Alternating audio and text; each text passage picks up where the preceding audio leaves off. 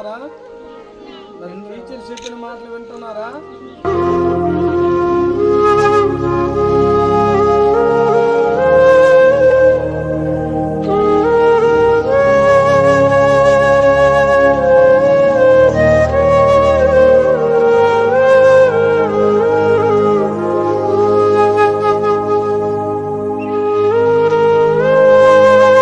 రాము charitable trust అని మనం పెట్టాం. సుమారుగా 1 సంవత్సరం కావస్తుంది.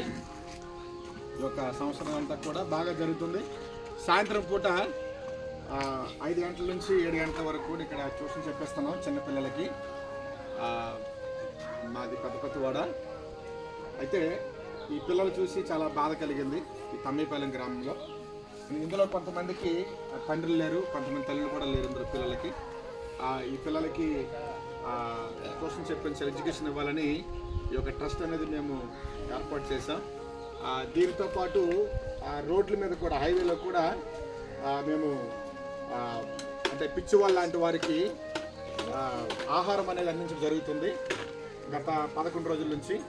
అయితే ఇది ఎప్పటికీ అలాగనే కొనసాగుతూ ఉంటుంటుంది, ఎప్పుడు కూడా ఆగదు. ఇది మధ్యాహ్నం పూట ప్రతిరోజు అంటే 12 గంటల నుంచి 2 గంటల వరకు ఆహారం అనేది మేము పంచి పెడతాం రోడ్ల మీద. సేమ్ టైం అంటే ఒక పిల్లలకు కూడా మేము ట్యూషన్ చెప్పించి పాపకు కూడా మేమే శాలరీ ఇచ్చి, ఈ పాపకి అమ్మని పేరు బడి సంధ్య అయిన పాపకి మేమే శాలరీ ఇస్తున్నాం. రాము చారిటబుల్ ట్రస్ట్ అనేది శాలరీ ఇస్తుంది ప్రతి నెల కూడా. శాలరీ ఇచ్చి పిల్లలకి ట్యూషన్ చెప్పించడానికి మేము ఏర్పాటు చేసాం. అయితే ఈ సమయంలో మీరు సర్పంచ్ గారు కూడా 2 మాటలు చెప్పాలని మేము ఆశపడుతున్నాం. మన పతివాడ సర్పంచ్ గారు ఆకలి పైడరామ్ గారు మాట్లాడతారు. శుభదినం. ఇది మనకు ఒక చాలా పవిత్రమైన పరమదినం. మరి ఈ కార్యక్రమం పైన మేము సుమారుగా సంవత్సరం పై దాటుతుంది. అలా అప్పుడప్పుడు ఆ మధ్యన కొన్ని కార్యక్రమాలు చేయడం జరిగింది. అంటే దానిని పెద్దగా మేము పబ్లిక్లో తీసుకురావడం అనేది ఇంతవరకు మేము పెద్దగా తీసుకురాలేదు.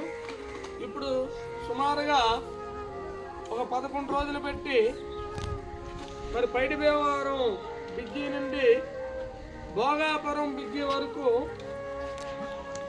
ఎవరైతే రోడ్డు పైన పిచ్చోలు, అనాథులు, మరి ఏదో చిన్నగా ఆహారం పట్ల అన్నదాత సుఖీభవలాగా ఈ రాము చారిటబుల్ ట్రస్ట్ సందర్భంలో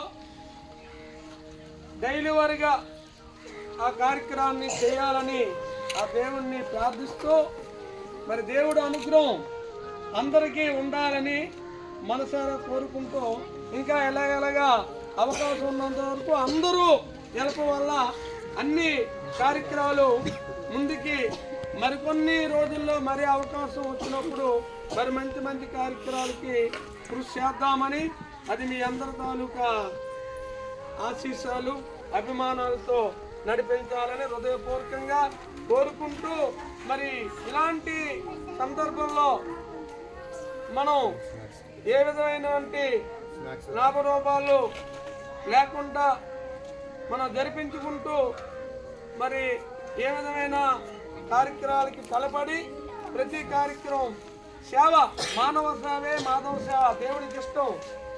పేదవాడిని ప్రేమించడం, అందరితో ఐక్యభావంగా ఉండడం అనేది దేవుడికి ఇష్టం. మరి అదే ఇష్ట కార్యక్రమాన్ని డైలీ వారీగా చేయాలని మనసారా కోరుకుంటూ ఆశిస్తున్నాం. ఓకే.